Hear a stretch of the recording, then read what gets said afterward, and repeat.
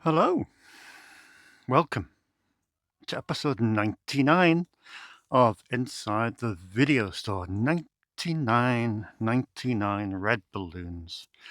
Who knew? Crazy stuff, really. Thanks for watching. I don't know what happened last week. We had twice the viewership as normal, twice the number of viewers. Most of them admittedly turned off within the first 60 seconds.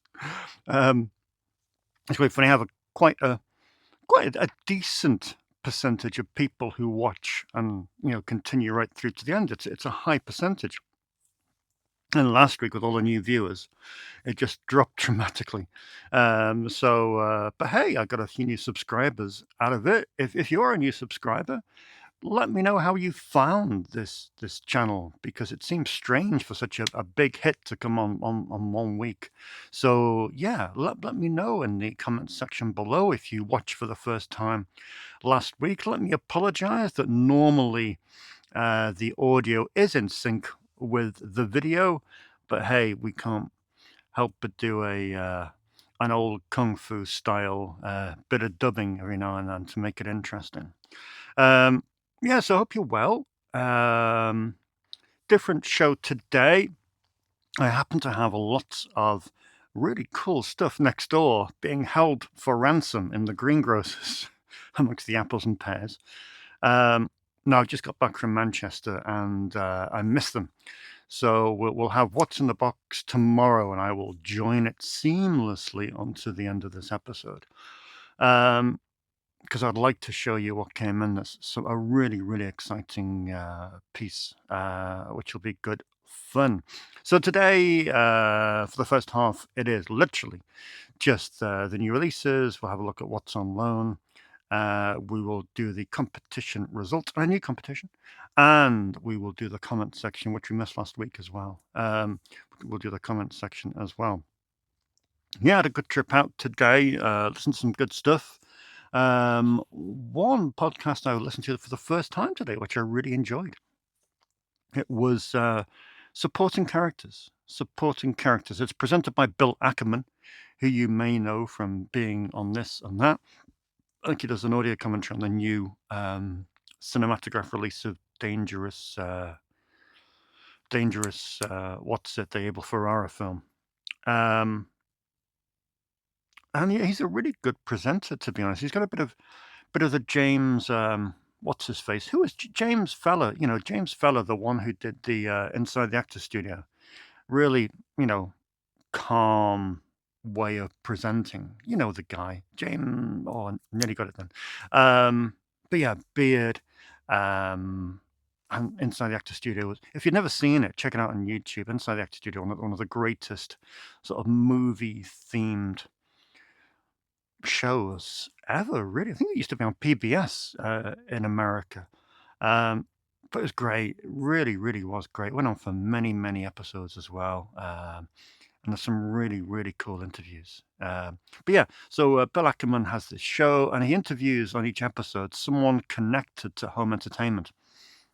So the latest episode, for example, he's interviewing Brandon Upson, who is one of the guys at Vinegar Syndrome. Iconoscope, the new TV label, is his baby. And there's some really interesting stuff detailed there, which is really cool. The last episode before that, he interviewed Ryan Verrill, who is the lead force behind Disconnected, which is another really, really good podcast. And he's just launched a new label called Antenna Releasing to support lesser-known indie films. So there's some really good stuff there. So if you like a bit of the nuts and bolts of the film business and home entertainment business, then I do recommend that Bill Ackerman podcast called Supporting Characters. Yes, that's me. That's what I've been listening to today. It's been a great week. It's been another great, strong week at your local movie rental store. No huge amount of gossip to tell you. All I can tell you is all the new sections are bedding in really, really well, which is nice to see. And yeah, I'm really, really happy. Next week, however, is gargantuan week. I think next week will be the biggest sort of week for brand new releases in terms of monetary value. There's about 3 or 4 major box sets coming out in the 1 week, which is terrible for me. But thankfully, the 2 weeks after that are fairly low key. So I don't mind spending a bit of money next week, and if I don't have to spend too much in the 2 weeks after it. But it's a very, very exciting week next week. So much good stuff. It's outrageous. Outrageous. Anyway, I'm waffling on far too much. Let's crack on with the new releases. It's not about a week, to be honest. It's the first week, I think, that it's been universally Blu-ray. Universally Blu-ray, not a DVD in sight. I could have done a few supporting DVDs on these titles, but I decided not to be honest.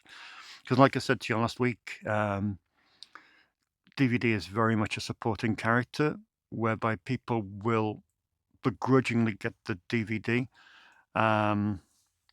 if 1 or 2 Blu-rays are out. But hey, let's have a look anyway. So it's tricky. I've got 4 single copies in the contemporary new releases. I was going to get 2 of these, which is Sisu, Road to Revenge. I'm going to get 2 of them, but I didn't think it warranted it. Like I say, when the sequel came out, I thought the first film might have a bit of a second wind, but it didn't. No one rented it. So to me, this is quite an interesting film. I'm looking forward to watching it, but I'm quite surprised in that I don't think it's shared among my customer base, but I may be wrong. When people see this on the shelf, they may think, oh, is there an original to that? And yes, there is. So yeah, this is Sisu 2, Road to Revenge with Yoma Tamila and Stephen Lang, of course. Anyone seen it? I haven't. I haven't seen it. If you've seen it, let me know if it's as good as the first. Often these things aren't, but yeah, looks all right to me, quite frankly. So that's Sisu, Road to Revenge. That's kind of the lead title of the week, but yeah, you know. Next up, we have the second release from Vision's Home Video. Vision's Home Video, their first release was Dogma on Blu-ray, and their second release, Vision's, of course, is a subsidiary of Vertigo Releasing, a well-known distributor in the UK. But yeah, the second release is Good Boy. Good Boy. Interesting indie horror film told from the perspective of a dog. I mean, the dog is pretty much the main character.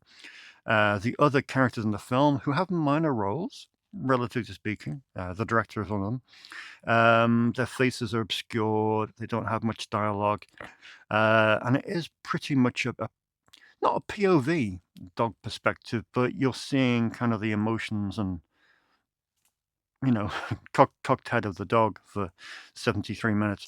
It's a very, very unique concept. I watched it last night. 73 minutes, like I say, it's nice and short. You're looking at about an hour and 10 minutes minus credits. Yeah, I liked the film. I wouldn't be inclined to revisit it. Because as I wrote off on Letterboxd last night, it's essentially a dog looking pensive for an hour and 10 minutes. Yeah, I mean,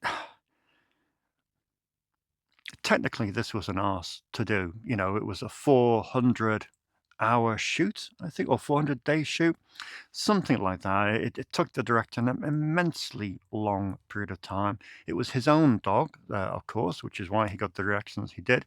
No dogs were harmed in the making of this film, Neil.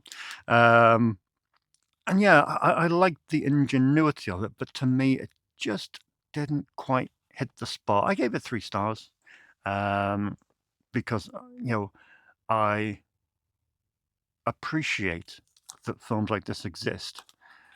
But for me, it just didn't quite hit that spot. But still, it's an interesting film to watch, and I would urge you to check it out at some point. That is Good Boy, out this week on Blu-ray from Vision's Home Video. Next up, we have We Bury the Dead. It's the latest on the Signature label. Survival thriller. Daisy Ridley stars. directed by Zach Hilditch, who directed These Final Hours. Yeah, it's a zombie movie. I haven't done many zombie movies of late, aside from the 28 years later films. So yeah, we buried the dead. And finally, with the contemporary releases this week, we have a new Jackie Chan film, which is called, well, film according to Film Comeback Syndicate, the best Jackie Chan film in years. Whether that's true or not, I don't know, but I have caught a few reviews on Letterboxd in this past week, and people do seem to love it. Genuinely love it. It's directed by Larry Yang, written and directed by Larry Yang, who directed Jackie Chan in Ride On. Yeah, I mean, it's 2 hours and 20 minutes. No action film needs to be that long. It is excessive amount of running time. But hey, it's released on the Cine Asia label, the old Cine Asia label on Blu-ray. And hey, we got a new Jackie Chan film, which allegedly is very, very good. It's called The Shadow's Edge. There we go. Right, that's the contemporary releases out the way. Onto the boutiques. I mean, this is exciting. It is. Another Mike Leigh film joining the Criterion collection. Life is Sweet. Of course, one of his most iconic films, I would say. I just hate that one. The sleeve is slightly crooked. It's one of the things that keeps me awake at night. Yes, I think it's the second film, isn't it, to join the Criterion collection of Mike Leigh after. Oh no, it's Topsy Turvy's in Criterion as well, isn't it? Topsy Turvy's in Criterion, and Secrets and Lies. So this would be the third film to join Criterion, which is very, very exciting. And yeah, I mean, what can you say? Mike Leigh having a bit of a renaissance in store right now, which is really, really cool. A few people going through his films. Dominic is one of them, and thoroughly, thoroughly enjoying them, which is great to see. And how can you not? He is an iconic British director. Mike Leigh's Life is Sweet joins the Criterion collection. Jacob the Liar with Robin Williams. No, it's not with Robin Williams. That was actually the remake. This is the original, Jacob the Liar, 1974, a co-production from East Germany and Czechoslovakia. Described as one of the most powerful Holocaust films ever made. It's going to be a tough watch, this, I think, but it's a brilliant edition put together by the Masters of Cinema series, Spy number 339. Yeah, what more can you say about that? Out now, out this week on Blu-ray, Jacob the Liar. This looks fantastic. This is Volume 1. I love these BFI sets that come out that compile documentaries. You know, we saw it with Frederick Wiseman, who of course sadly died this week. Rest in peace, Frederick Wiseman. His documentary set is phenomenal. Oh, while we're on the subject, it's been a pretty savage week, hasn't it, for deaths? We've had Robert Duvall go, who has a specific section up above the camera. I mean, how do you... I've got 12 spots for that section. How do you pick 12 from a career like Robert Duvall? Oh dear. And today, of course, we had the news about Tom Noonan, which is terrible news. Only a relatively young man at 61. A great actor. Great actor. So many good films. A great playwright as well. That's one of the things he didn't get enough credit for. A brilliant playwright. I know Radiance put one of his plays out on Blu-ray last year. I forget the name of it. Whatever happened to something like that. But a brilliant actor. I know he is synonymous with Manhunter, but yeah, a very, very strong actor. So that's Tom Noonan. But yeah, the new from BFI, we have Daniel Farson's Guide to Britain, which contains 14, over the course of 4 hours, 14 short films. Who was Daniel Farson? Well, Daniel Farson is described as brash, bohemian, boozy, and a bon vivant. I mean, a larger-than-life fixture of Soho in the 1950s, socializing with the likes of Francis Bacon and photographer John Deacon. But he was also a groundbreaking investigative journalist. So this is the first of 2 volumes, which it describes here paved the way for later program makers of the Louis Theroux School. So, well, what do we got?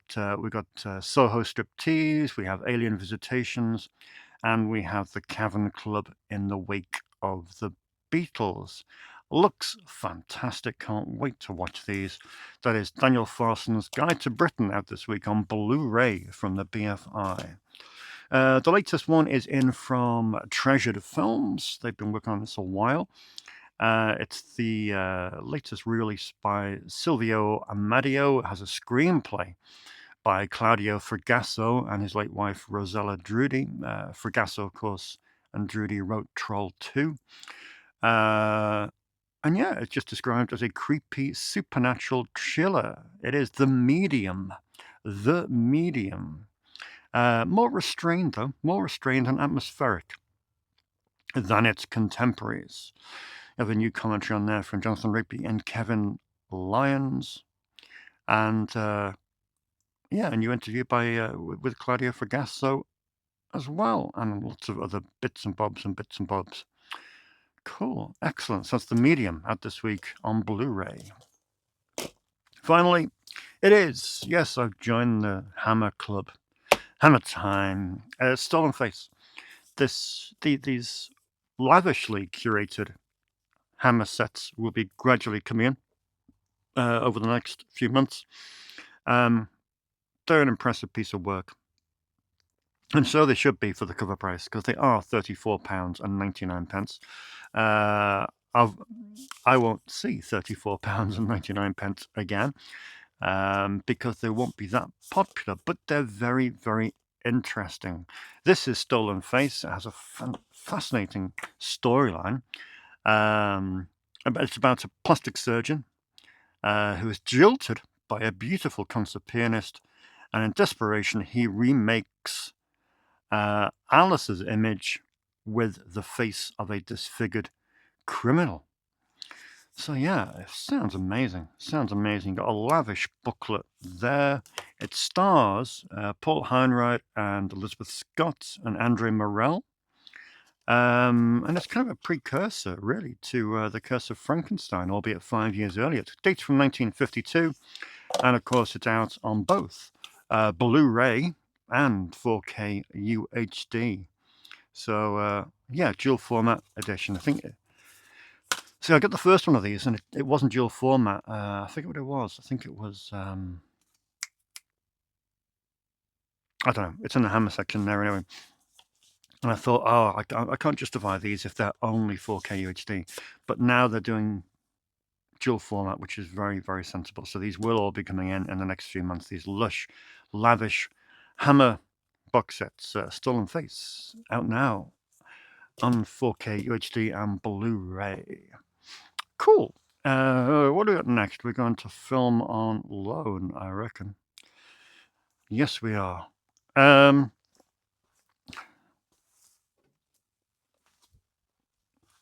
Got to start with this, which is awesome.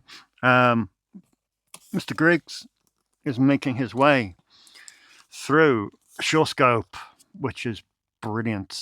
You know, I've got all 4 of these volumes available to rent at Snips Movies. If you want to go through them, we will work something out. I'm not going to make you rent one film at a time or one disc at a time. You will get at least 2 discs, and some of these discs have 2 films on each disc. So, you know, immerse yourself in the world of the Shaw brothers. So Paul started Volume 1, where I gave him discs 1 and 2, and he has 2 fantastic films, both King Boxer and The Boxer from Shantung. Excellent place to start, and I hope he really, really enjoys them.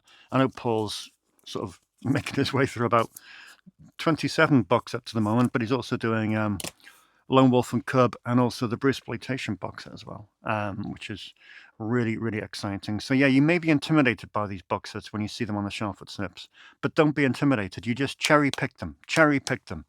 You bring the box set over and say, "Oh, Dave will have that," and then I will normally charge you just for the price of one film. It's like who was in yesterday? Liv was in yesterday, and they were looking at Powell and Pressburger.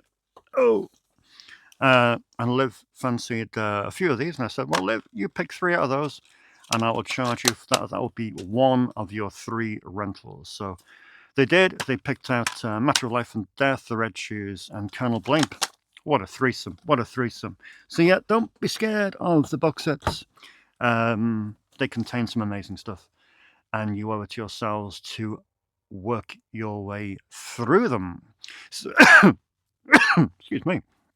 So yeah, very excited about that. That's cool. And I'm watching one of Paul's recommendations tonight, which is one of the films from the Bruceploitation box set. I forget which one it was, but he said it was a real proper team up movie. It is, I think it's Bruce and the Iron Finger. Yeah. Excuse me. But yeah, can't wait to watch that tonight.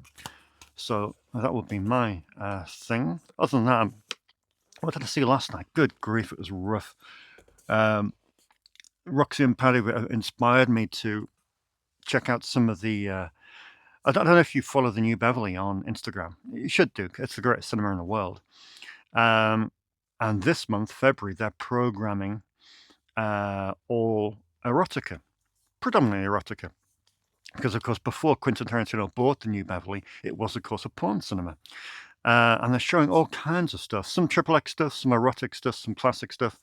And I know Roxy and Paddy are trying to make their way through some of the listings with what's available. And I saw one last night that was just, it was rough. I forget what it was called. I think I've erased it from my memory, but it was kind of a rape-centric XXX movie with a very awkward and problematic racial theme. But yeah, it's on my letterbox. But yeah, but however, one of the more classic-natured movies in that lineup at the New Beverly is it's billed as Monica. And I listened to the podcast because if you listen to Pure Cinema podcast New Beverly calendar, you will hear a nice 2-hour discussion going through the whole calendar for February line by line. And I was in the car. They mentioned Ingmar Bergman and a film called Monica. And I thought, well, I've got those Ingmar Bergman box sets. It must be in there.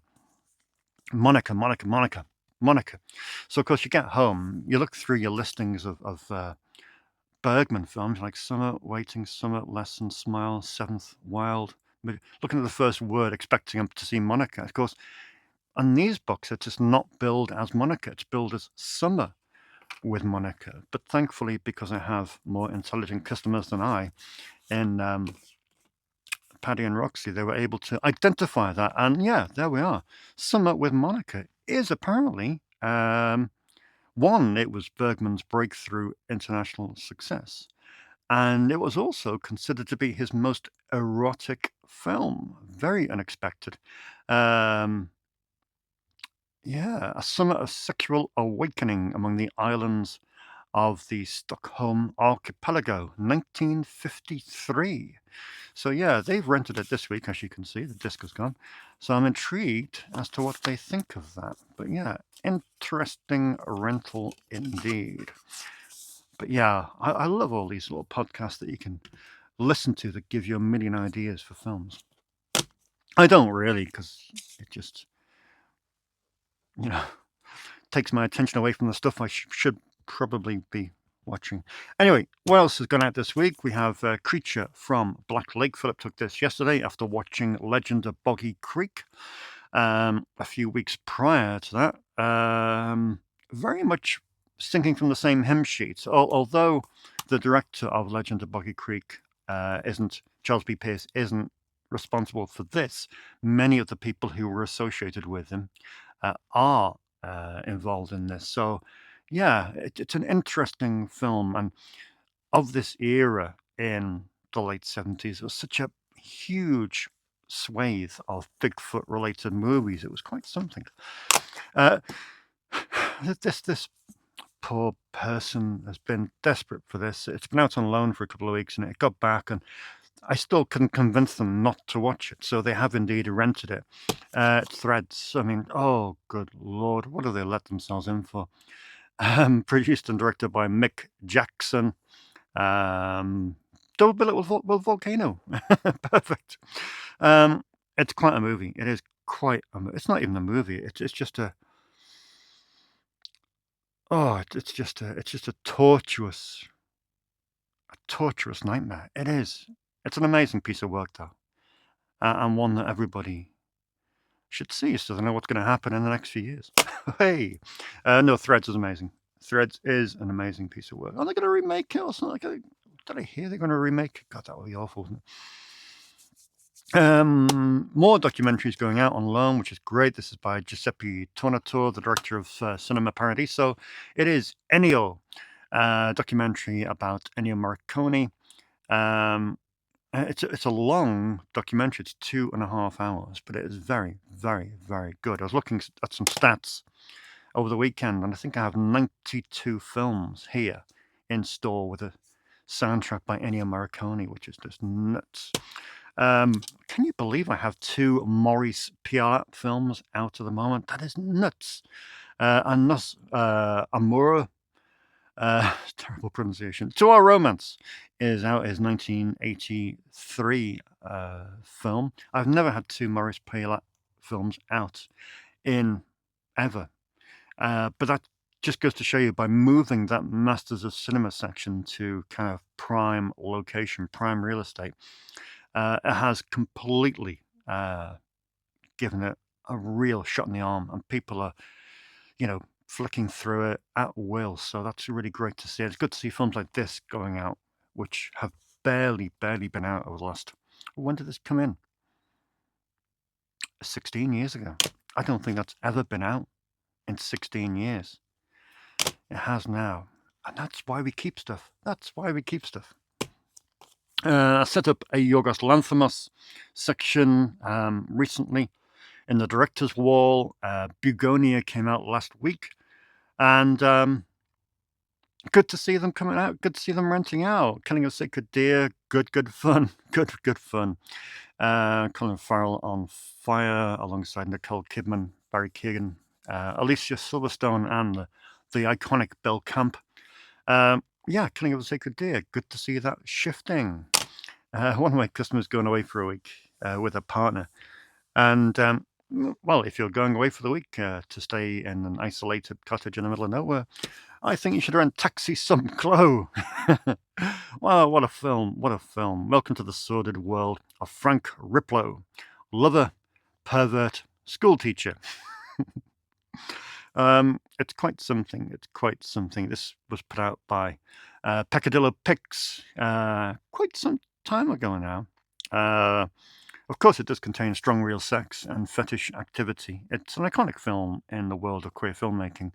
And it's great to see this stretching its legs and getting out into the world. So yeah, awesome. A powerful testimonial to a fading way of life. Taxi Some Clo. Awesome. Brilliant. I can't remember this ever going out in the last 20 years. It is The Dish. Do you remember The Dish?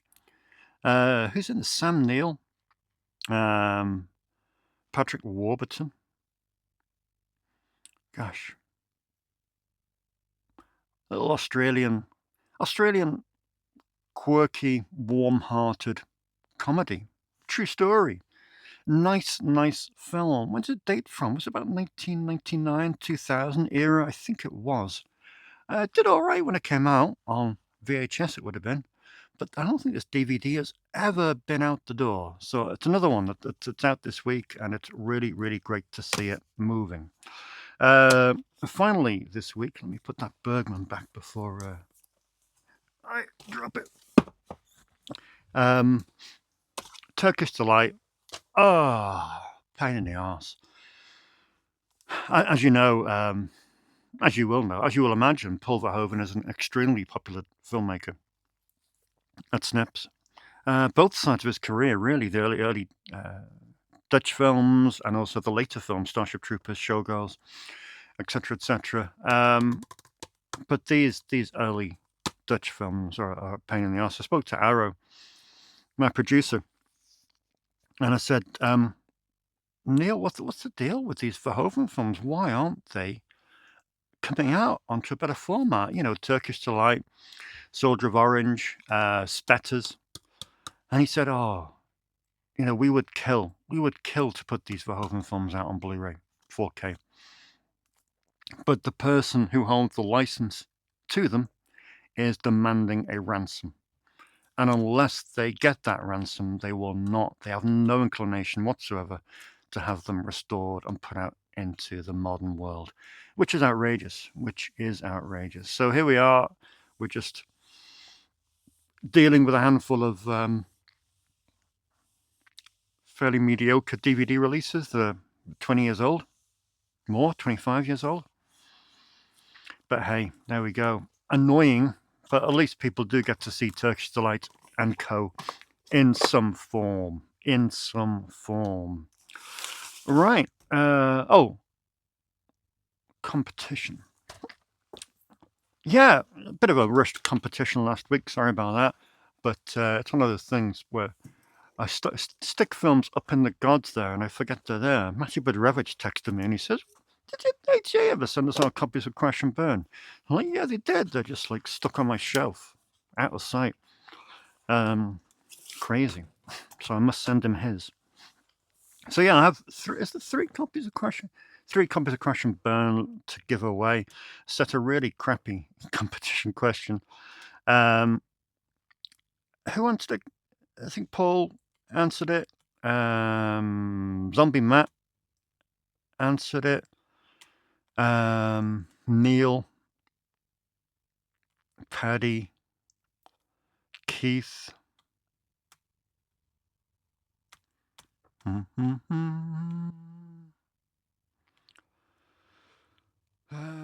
John.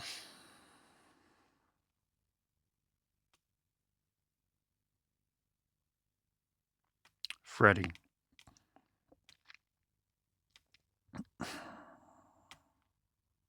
Okay. All good answers. So I'm going to pick people at random. I'm going to pick Freddie because I don't think he's ever won anything. So well done, Freddie. I'll send you a copy of Crash and Burn. Please send me your address. I'll pick Paul because I don't think he's ever won anything. So well done, Paul.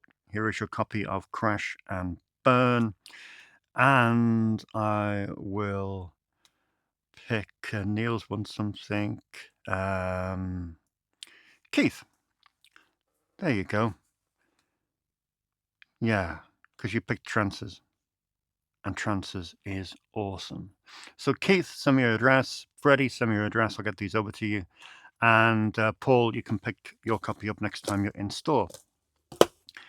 3 of you that didn't win, don't worry. Here's a new competition.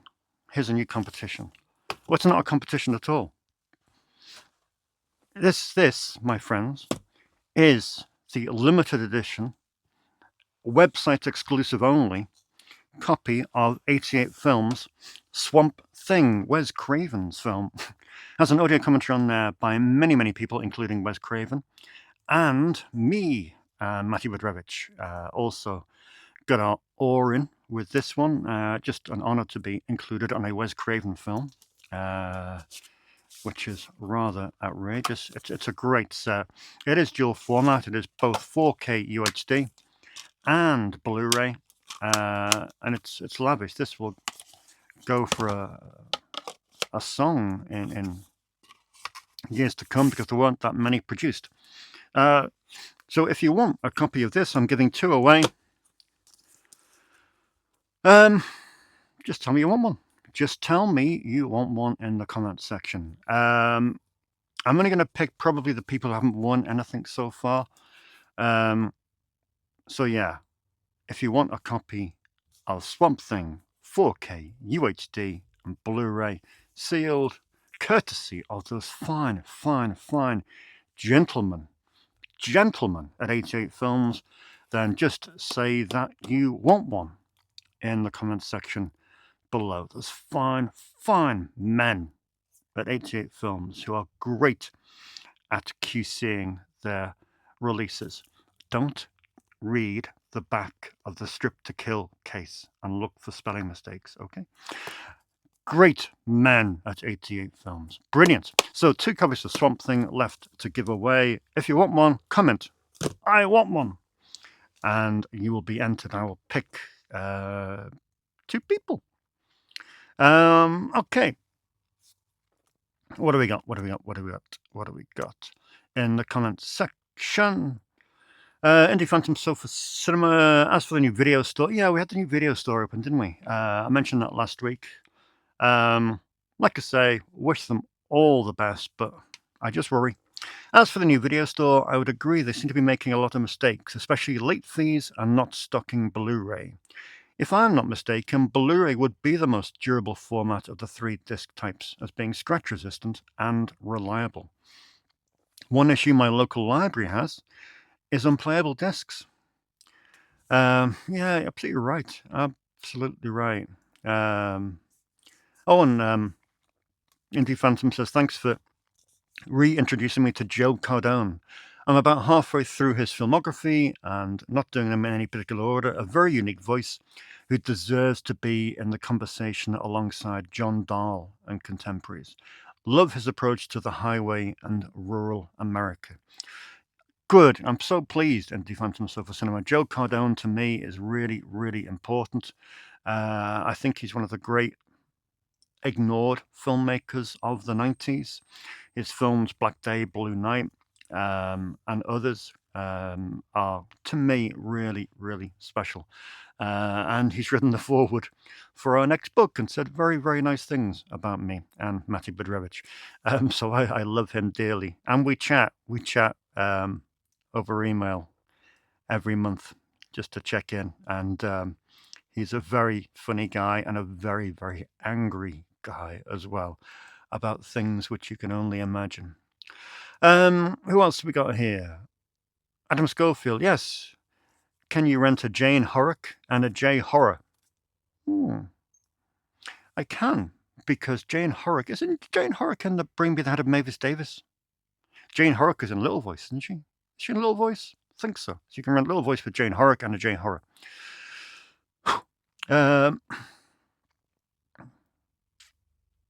Ian Neil voted for Walking the Edge as his favourite Charles Band movie, which, yes, it's a good choice, Neil Davis, because it's an amazing, amazing film. I love that film to bits because Robert Forster, for me, is an absolute icon. I could watch Robert Forster in anything. However, it is the most tenuous Charlie Band film ever because he had nothing to do. I doubt Charlie ever watched it. In fact, he didn't. He just literally just signed a thing to distribute it on VHS in America.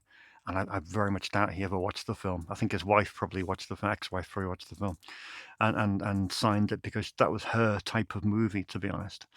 So yeah, good pick, but the most tenuous Charlie Band film ever made.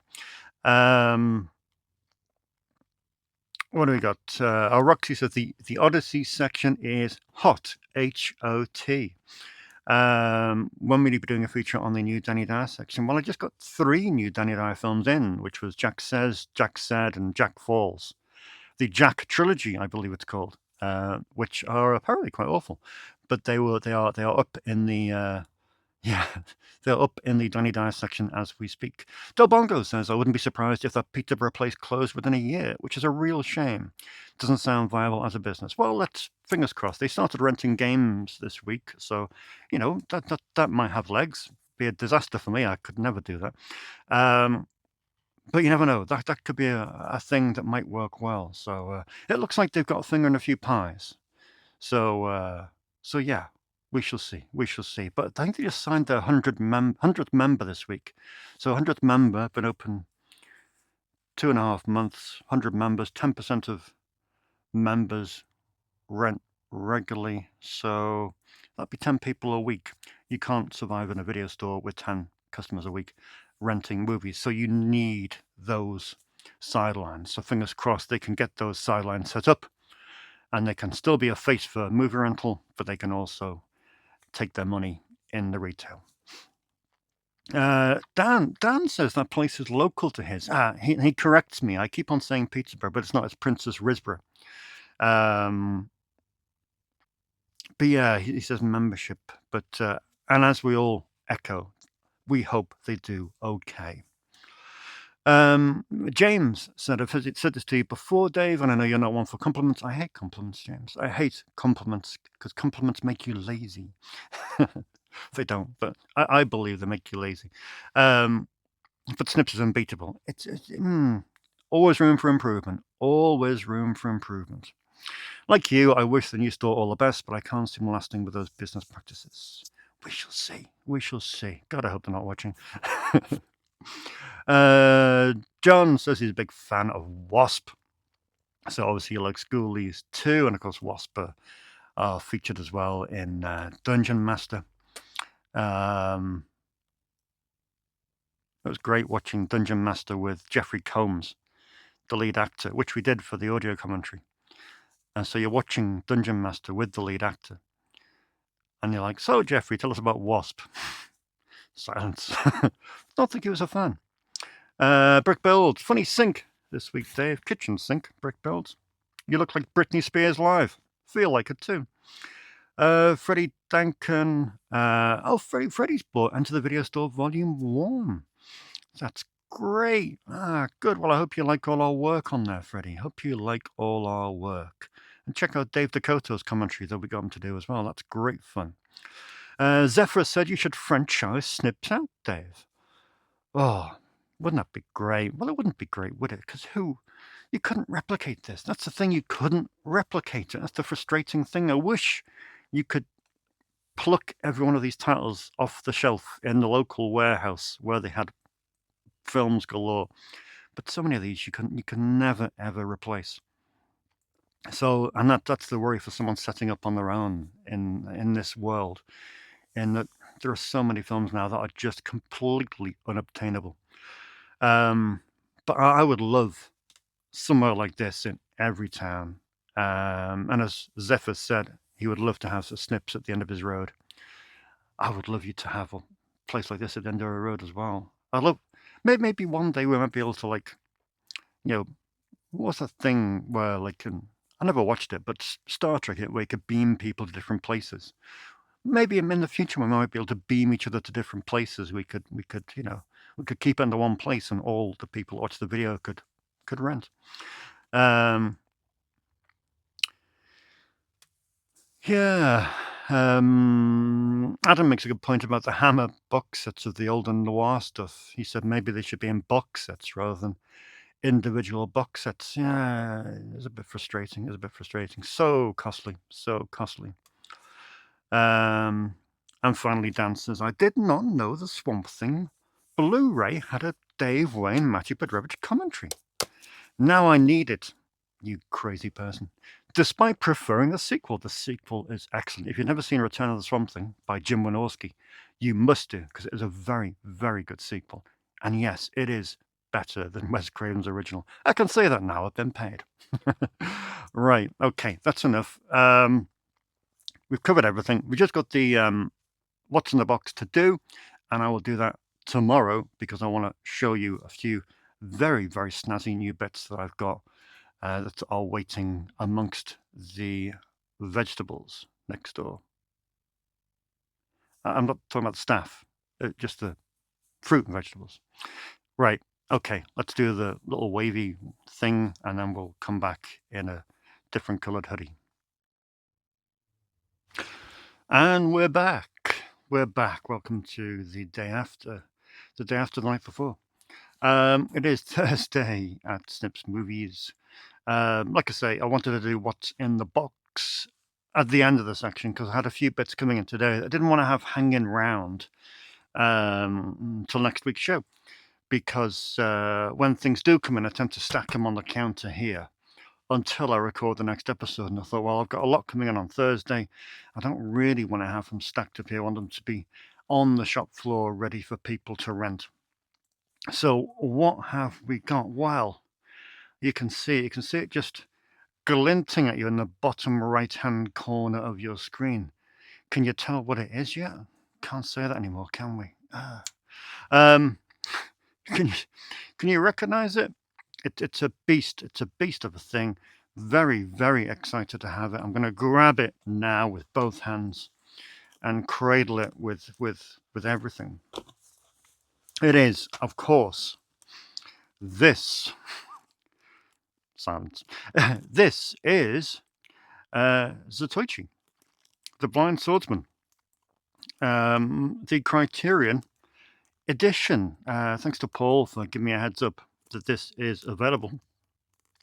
For some reason, I thought it was a US only edition, but it isn't. They did a UK release of this. It's now out of print.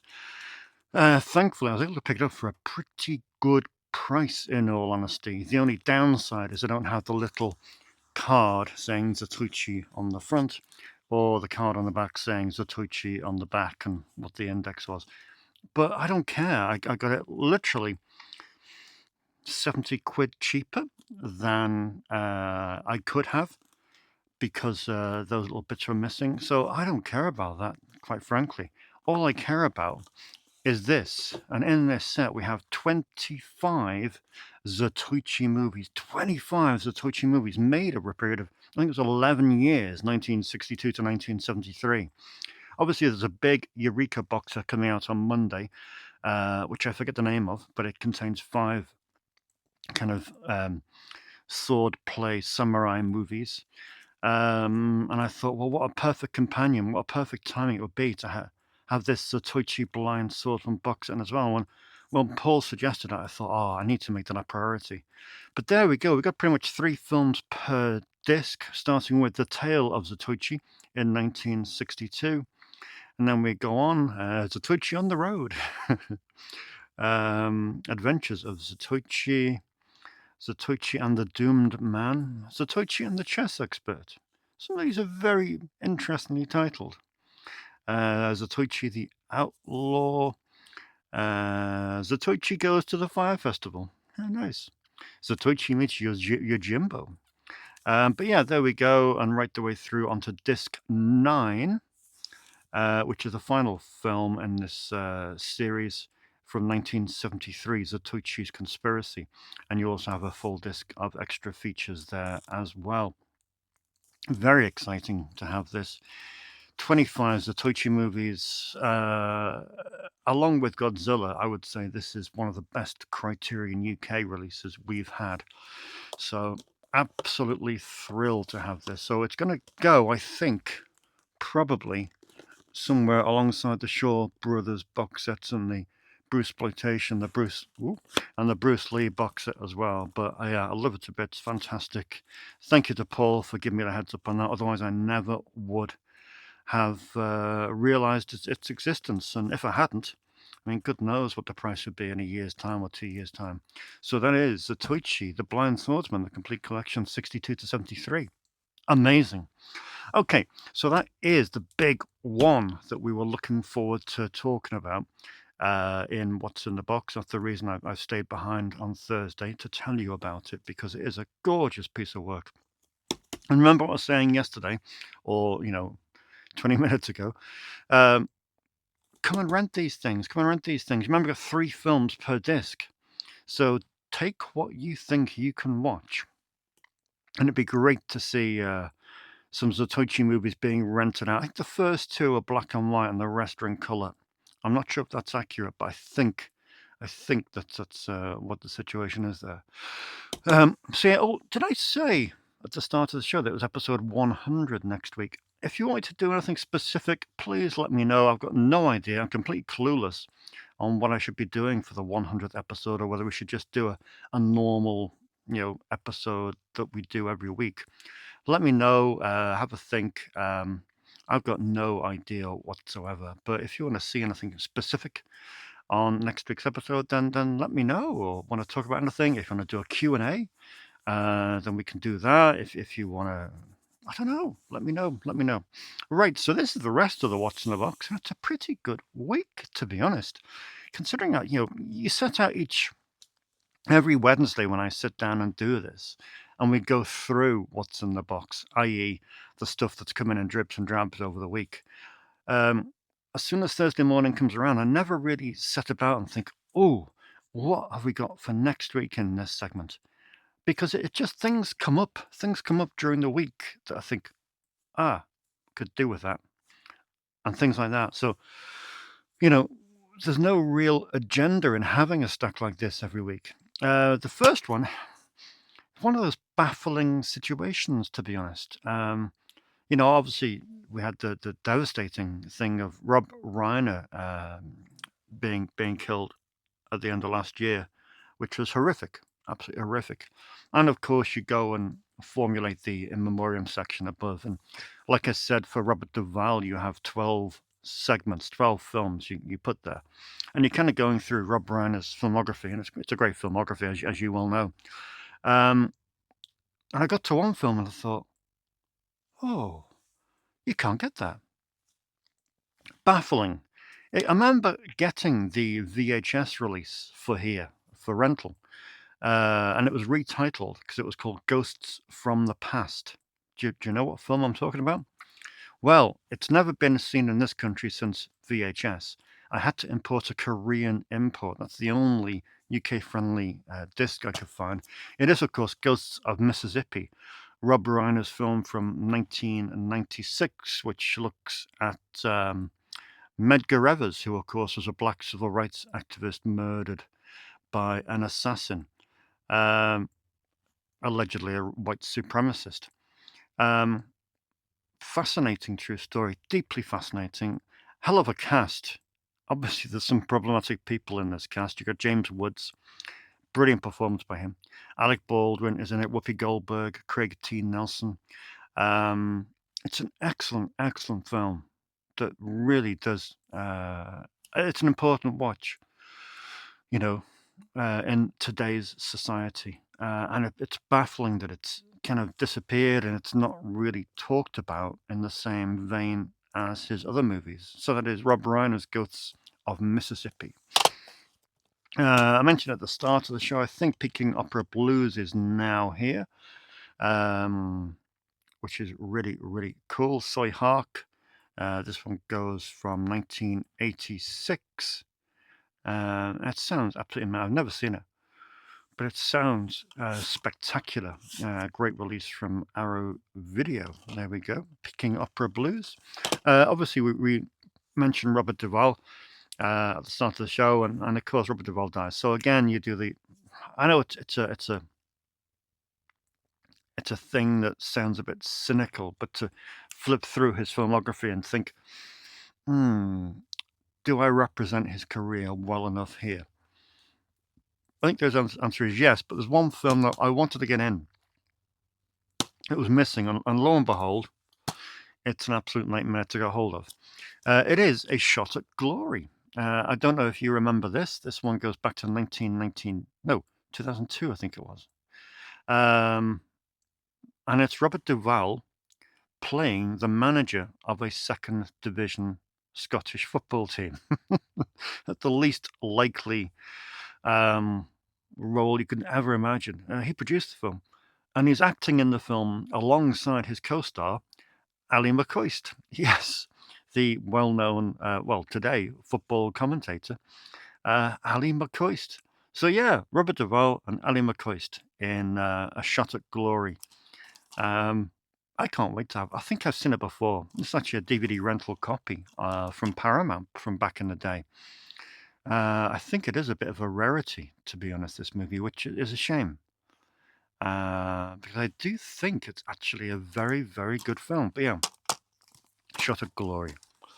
One thing, as I always say, I love people telling me what I don't have, because that's a really, really cool thing. Because you're blinkered when you're here. You're blinkered.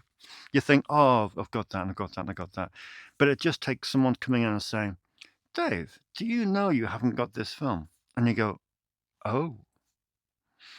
And credit to Kath, Paul's wife, who has pointed out a couple of films that aren't here in the archive and should be. But they are now, because we have Daylight. Can you believe I didn't have Daylight? Stallone's film. Again, brilliant cast in this. Barry Newman is in this from Vanishing Point. Dan Hedaya, Viggo Mortensen, Amy Brenneman. And directed by Rob Cohen. Did Rob Cohen do the first Fast and Furious film? I think he did. But this was a good little disaster movie from what I remember. Baffling that I didn't have it. And this Blu-ray, needless to say, had to print. And secondly, thanks to Kath for these two. Brilliant. James Coburn in Our Man Flint and the sequel In Like Flint. Great stuff. Kind of Bond-esque spoof sort of thing. Oh, yawning. It's good fun. They're both good fun. I saw them years and years and years ago. The date from 65 and 67. But I'm really pleased to get these in. Remember those DVDs with that banner across the top? 2 films, 2 discs. But yeah, great to have these. Really important films to have in. And there we are. Another addition to the Criterion collection this week is Antonio Gaudi, which of course is a look at the Catalan architect Antoni Gaudi, who of course designed some of the world's most astounding buildings. So yeah, this one is from 84. And it's also got a BBC programme from 1961 on Gaudi by filmmaker Ken Russell as an extra. So that's rather cool. Again, relating to what I mentioned with Kath, I had another customer in a few days back saying, Dave, have you got Under the Skin? I'm like, yes, I've just upgraded it to Blu-ray. No, not that Under the Skin.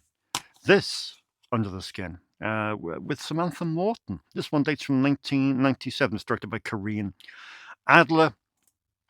I wasn't familiar with this in any capacity. It was Samantha Morton's first major role, and by all accounts, it's a really, really important British indie film.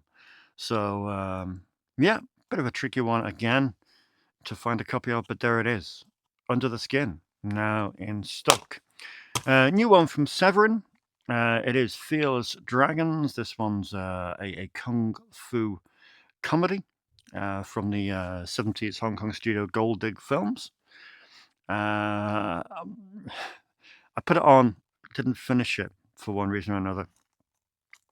And do you ever do this? You start a film and you watch half of it and you think, I'll watch the end of that tomorrow. Then something else gets in your brain and you think, oh, I want to watch that first. So you watch that first and something else comes into your brain. Oh, I want to watch that. And then this kind of drops down the pecking order. And it got to Thursday. I was like, this morning, I was like, I still haven't finished that film. It started really, really well as well. So that's annoying, but I must remember to finish that film. 3 new releases from Mondo Macabro. Typically perverse. We have Forbidden, Game of Love, which is directed by one of my new favorite filmmakers, the Spanish filmmaker Eloy de la Iglesia. It's a very, very, very homoerotic film from 1975. And I watched it and had a good time with it, to be honest. It was good fun. With plenty of twists and turns. Oh, yawning. It's not you, it's me. I Hate My Body. I Hate My Body is a film by Leon Klimovsky. Now, you probably know Leon Klimovsky, don't you, from the work he did with Paul Naschy, like The Werewolf and The Vampire Woman. Well, Leon Klimovsky directs this film. It dates from 1974. And, yeah, as they say on the back, it's an outrageous film which now has much contemporary relevance. I don't know where they dig these films up from, Mondo Macabro, because presumably nobody else has really got any kind of desire to release them, but it looks fascinating. So I can't wait to see that. I Hate My Body.